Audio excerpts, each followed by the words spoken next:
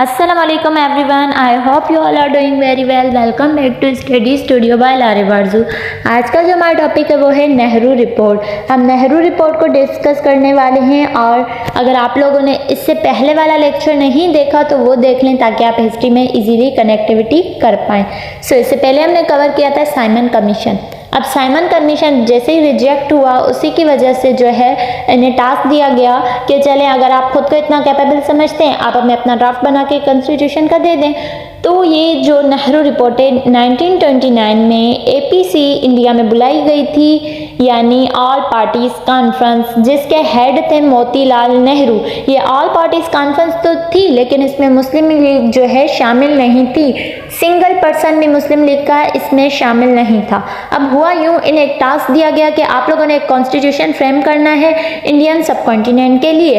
इसमें जो हेड थे वो मोतीलाल नेहरू थे। इसके अलावा ताज बहादुर, जिया पठान, एम.आर. जयकर और एन.ए. जोशी ये शामिल थे। इसके अलावा जो है दो मुसलमान ऐसे थे जो इसमें शामिल थे, अली इमरान और शोएब कुरैशी।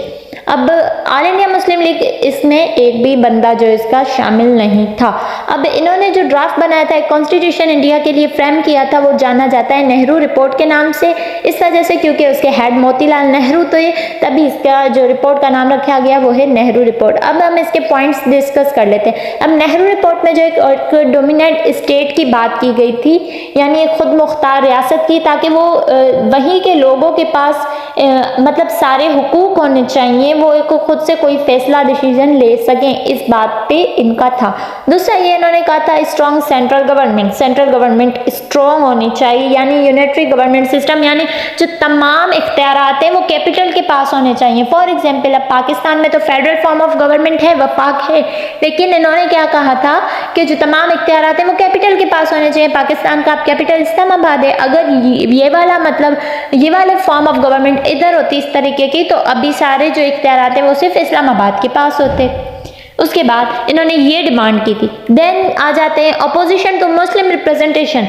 कायदे आज़म ने पहले भी कहा था कि हमें 1/3 मतलब चाहिए लेजिस्लेटिव काउंसिल में सीट्स, 1/3 रिप्रेजेंटेशन चाहिए। इन्होंने उसे अपोज किया और कहा नहीं 1/4 होनी चाहिए। देन इन्होंने जो है बलूचिस्तान और NWFP में जो रिफॉर्म्स आने चाहिए उन्हें इन्होंने एक्सेप्ट किया, ये एक अच्छा पॉइंट था। फिर जो है कंडीशनल सेपरेशन इन सिंध। अब इन्होंने इस वजह से कंडीशनल सेपरेशन इन सिंध का, क्योंकि इन्होंने कहा अगर जो सिंध जो है हम अलग से जो है सूबा कर भी लें, एक अलग सूबा हो भी जाए, तो वो इस बिना पे हम करेंगे कि वो अपना रेवेन्यू खुद जनरेट करे एट अ टाइम। वो सारा बस वो खुद मुख्तारी पे जैसे कर लेते हैं ना, खुद रेवेन्यू जनरेट करके आगे चलाए। लेकिन अगर कोई सूबा अलग बन रहा है तो वो डायरेक्टली खुद कैसे, मतलब उसे तो सपोर्ट चाहिए, सेंट्रल फेडरल ये चीज़ों की सपोर्ट चाहिए तभी तो आगे बढ़ेगा। तो मतलब एक सेटल होने के लिए चाहिए, जबकि इनका पॉइंट था कि नहीं कंडीशनल सेपरेशन होगी। देन जो इन्होंने कहा था जॉइंट इलेक्टोरेट सिस्टम, जबकि हम 1906 से मुसलमानों का मतलब एक ही है कि हमें सेपरेट इलेक्टोरेट चाहिए।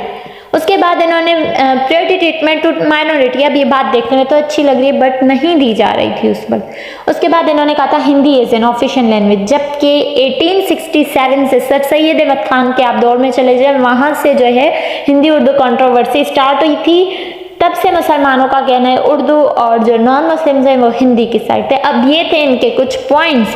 अब इस पे जो कायदे आज़म ने अमेंडमेंट्स दी थी कि मतलब अगर आप ये पॉइंट्स हमारे इनमें ऐड कर दें तो हम आपकी नेहरू रिपोर्ट को मानेंगे, क्योंकि इसमें काफ़ी पॉइंट्स ऐसे थे जिनमें मुसलमानों को नेगलेक्ट किया गया है। तो कायदे आज़म ने ये 3 पॉइंट्स दिए कि 1/3 सेंट्रल लेजिस्लेटिव में हमें रिप्रेजेंटेशन चाहिए मुस्लिम्स की। दूसरा पॉइंट था इन्होंने कहा कि प्रोविंस के पास भी पावर होनी चाहिए, सिर्फ सेंट्रल लेवल पे नहीं, हर प्रोविंस की अपने पास भी पावर होनी चाहिए। तीसरी इन्होंने बात की कि बंगाल और पंजाब को रिप्रेजेंटेशन दी जाए उनकी पॉपुलेशन के अकॉर्डिंग, और उन्होंने कहा था सिंध बलूचिस्तान NWFP को अलग से सूबा बनाया जाए क्योंकि वहाँ पे मुसलमानों की उस वक्त मेजॉरिटी ज़्यादा थी। अब ये बात इन्होंने कही, लेकिन जो मोतीलाल नेहरू हैं उन्होंने एक रिजिड लाइक अपना एक दिखाया कि नहीं हम ये चीज़ें ऐड नहीं करेंगे, हमारी रिपोर्ट तो रेडी है, हम ये रिपोर्ट ऐसे ही जो है आगे सबमिट करवाएंगे। तो कायदे आज़म ने जब ये भी बात देखी तो मतलब उनका इस तरह का बिहेवियर एटीट्यूड, तो उससे भी उन्हें हुआ कि वाकई दो अलग अलग नेशन हैं, हिंदू मुसलमानों का लाइक यहीं से और ज़्यादा इख्तलाफात जो उनके पहले थे और ज़्यादा बढ़ गए। अगर ये पॉइंट्स 3 ऐड हो जाते नेहरू रिपोर्ट में तो शायद आज इतने इख्तलाफात आगे ना होते जितने हो गए हैं। इसी के बिना पे कायदे आज़म ने इसके रिप्लाई में अपने 14 पॉइंट्स दिए थे नेहरू रिपोर्ट के रिप्लाई में। अब नेहरू रिपोर्ट आई थी 1928 में, कायदे आज़म ने अपने पॉइंट दिए थे 1929 में। वो पॉइंट्स हम नेक्स्ट वीडियो में डिस्कस करेंगे। So keep connected. Thank you very much for watching.